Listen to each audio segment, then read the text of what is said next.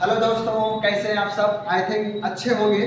आज हम आप लोगों के लिए लाए हैं केमिस्ट्री 2023 पेपर का सॉल्यूशन, जो कि बहुत मजेदार पेपर हमारे ऊपर है। बच्चे भी बहुत रोमांस की इस पेपर के साथ। लेकिन फिजिक्स का पेपर तो रुलाने वाला था, लेकिन केमिस्ट्री का पेपर तो आपको हंसाने वाला है, क्योंकि फिजिक्स में न्यूमेरिकल आया गया और केमिस्ट्री में थ्योरेटिकल ज्यादा प्रश्न उठा लिए। ठीक है ना? तो चलिए हम आपको जो है बताने जा रहे हैं कि केमिस्ट्री में आपने कितना किया और आपका लगभग कितना जो है नंबर आपका आ सकता है। एक प्रकार से मैं आपको पेपर का सॉल्यूशन देने जा रहा हूँ मोटी मोटा।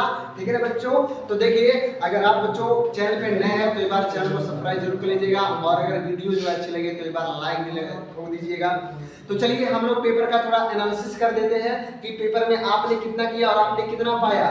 तो देखिए, पेपर में जो हमारे सामने आ रहा पेपर, ये 2023 का केमिस्ट्री का पेपर है। किसी बच्चे का जो है मैंने उधार मांगा है, भाड़े पर लिया है। ठीक है ना? तो इसमें से पहला जो आपका ऑप्शन है, कह रहा है पोटेशियम सल्फेट है। अगर आपने पोटेशियम सल्फेट में पहला जो ऑप्शन है आयनिक ठोस, सर अगर आपने आयनिक ठोस लगाया होगा तो ये समझ लीजिए आपके खाते में एक नंबर जुड़ गया होगा। ठीक है ना? ओके। दूसरा क्वेश्चन है 180 ग्राम जल में कितने मोल होंगे। अगर 180 ग्राम जल में पूछ रहा है तो 180 ग्राम भार बटे अनुभार मोल निकालने का सूत्र होता है। भार बटे अनुभार तो 180 बटे 18 तो 18 जाएगा 180। तो इस प्रकार से आपका ऑप्शन नंबर 3, कान खोल के सुन लीजिए, ऑप्शन नंबर 3 राइट है। और उसके बाद आगे जो हमारा है, कह रहा है कि अभिक्रिया की आणविकता क्या होगी। ये आपके पास तीसरा क्वेश्चन है, अभिक्रिया की आणविकता पूछ रहा है। तो इसमें अभिक्रिया की आणविकता A प्लस 2B से लेकर पूछ रहा है क्या होगा। तो 2 यहाँ और 1 यहाँ, तो 2 और 1 कितना होगा काका? तो 2 और 1 कितना होगा आपका? आ जाएगा भैया 3। तो इस प्रकार से अभिक्रिया की आणविकता 3, और इससे option number 2 is right. Okay. कह रहा है चौथा जो है, कैरिजारो अभिक्रिया द्वारा फॉर्मेल्डिहाइड बनाता है। तो क्या बनाता है? मेथिल एल्कोहल, यानी ऑप्शन नंबर 2। कान खोल के सुन लो। पहला जो है इसमें एक नंबर और आपका बन गया 2, दूसरा ऑप्शन का सही था। अन्ना वाला कह रहा है कि अभिक्रिया आपके सामने दिया है, उपयुक्त अभिक्रिया पूछ रहा कौन सी है। युग्मन अभिक्रिया, कार्बिल एमीन अभिक्रिया, हाफमैन ब्रोमाइड अभिक्रिया। तो चलो छोड़ो हटाओ, इसमें से ऑप्शन नंबर 2 कार्बिल एमीन अभिक्रिया, ऑप्शन नंबर 2 इज राइट। तीसरा उसका लास्ट वाला जो आपको दिया है, ग्लूकोज में कितने प्राथमिक एल्कोहलिक समूह होते हैं। तो ग्लूकोज में कुल 1 प्राथमिक एल्कोहलिक समूह होते हैं, यानी ऑप्शन नंबर 1 इसका राइट होगा। तो इस प्रकार से बहुविकल्पी प्रश्नों का आपके सामने जो है पर्दाफाश हो गया। आपने इसमें कितना किया और कितना पाया आप एनालिसिस कर ले। दूसरे में आते हैं, कह रहा है एफसीसी में परमाणुओं की कुल संख्या कितनी है। तो एफसीसी में परमाणुओं की कुल संख्या कितनी होती है? 4। जिसने लगाया होगा नंबर भी उसका आया होगा हाहाकार। ठीक है?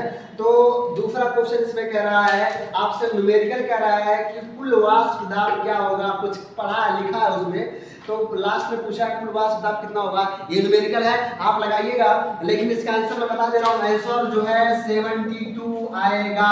जिसने लाया होगा इसका जो है 2 नंबर फिक्स। फिर सिल्वर नाइट्रेट के घोल में कापर की छड़ डुबोने पर घोल का रंग नीला क्या हो जाता है? अरे बाबा, इसमें जो है सिल्वर का जो मानक अपचयन हुआ है वो ज्यादा होता है कापर की तुलना में, तो कापर उसको अपचयित कर देता है और कापर के आयन का रंग नीला होता है, तो इस प्रकार से नीला हो जाएगा। अगला कह रहा है 60 की दोष क्या है? 2 नंबर का भी है। तो 60 की दोष होता है जब किसी क्रिस्टल में से जो है समान संख्या में धनायन या ऋणायन क्रिस्टल को छोड़कर बाहर निकल जाते हैं, तो आपका जो दोष होता है दोस्तों वो आपका 60 की दोष उत्पन्न होता है। तो 2 नंबर ये भी ले लीजिए आप, जिसमें ऐसा लिखा होगा।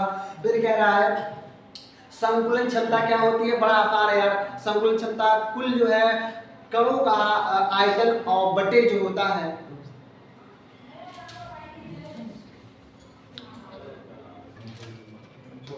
हाँ तो बच्चों तीसरे खंड में, हाँ तो बच्चों हमारा जो तीसरा क्वेश्चन था क्या वाला, जिसमें कह रहा था संकुलन क्षमता को परिभाषित कीजिए। तो संकुलन क्षमता भी थ्योरेटिकल है। क्या होता है इसमें? किसी क्रिस्टल में कुल कणों का आयतन और बटे क्रिस्टल जालक का आयतन, दोनों का जो अनुपात होता है उसी को हम संकुलन क्षमता कहते हैं। 2 नंबर क्वेश्चन है बच्चों। फिर ख वाला है, थोड़ा सा आप इसको किए होंगे, जो कुछ भी मिल जाएगा। अगला उपसंयोजन यौगिक में कापर की ऑक्सीकरण संख्या पूछ रहा है। तो कापर की इसमें ऑक्सीकरण संख्या जब आप निकालोगे तो बच्चों आया है आपका 2। तो जिसने भी 2 निकाला होगा रोमन में ऐसे लिखना होता है, तो आपका भी इसमें 2 नंबर में बन जाएगा। फिर ग्लूकोज वाला है, उसमें रिएक्शन देना है। चौथा जो क्वेश्चन है नर्व समीकरण लिखिए। नर्व समीकरण बाबू आप लोगों का जो होता है विद्युत वाहक बल, सेल का मतलब जो विद्युत वाहक बल होता है, और सेल का मतलब जो मानक इलेक्ट्रॉन विभव होता है, सेल विभव कहते हैं। सेल विभव और सेल का मानक इलेक्ट्रॉन विभव दोनों के बीच का संबंध बताने वाले समीकरण को नर्व समीकरण कहते हैं। इसमें ई सेल करके ई नॉट माइनस कुछ करके होता है, आप किए होंगे तो अच्छा है। अगला क्वेश्चन द्रव श्रेणी और द्रव विरोधी प्रणाली में अंतर, ये बहुत आसान होता है, थ्योरेटिकल है बच्चों, 2-4 अंतर कर दिए होंगे तो आप बन जाएगा इसमें भी। फिर आगे आपके न्यूमेरिकल है, फिर संक्रमण तत्वों की 4 विशेषताएं अगर आप लिखे होंगे तो इसमें भी बढ़िया आपका आ गया होगा। ओजोन निर्माण की विधि, तो ओजोन में क्या होता है, जब हम शुष्क एवं शुद्ध ऑक्सीजन गैस को विद्युत क्षेत्र से प्रवाहित करते हैं तो हमें ओजोन प्राप्त होता है। इसका रिएक्शन अगर आपने दिया होगा तो 3O2 और ये विद्युत की उपस्थिति में ये बन जाता है आपका 2O3। ये इसका रासायनिक समीकरण है और इसके 4 आक्सीकारक गुण आपसे पूछ रहा है। अगर आपने 4 आक्सीकारक गुण लिखे होंगे तो 5 नंबर आपको दिए जाएगा, बहुत बेहतरीन। फिर आगे आपके नेविगेशन है वो पढ़ाना पड़ेगा, तो नेविगेशन लेके भी आसान है। रायमंड टीमर क्रिया, कोलबेक क्रिया क्या है, और आगे भी आपकी कुछ रिएक्शंस है। अब क्रियाओं में ज्यादातर बच्चों को परेशानियां होती है, इस वजह से अगर आपने इतना भी किया होगा बच्चों तो 100% आपका रिजल्ट ये समझिए केमिस्ट्री में बहुत अच्छा आने वाला है। Thank you very much. अगर आपको अच्छा लगा होगा तो वीडियो को लाइक करें और सब्सक्राइब करना ना भूलें।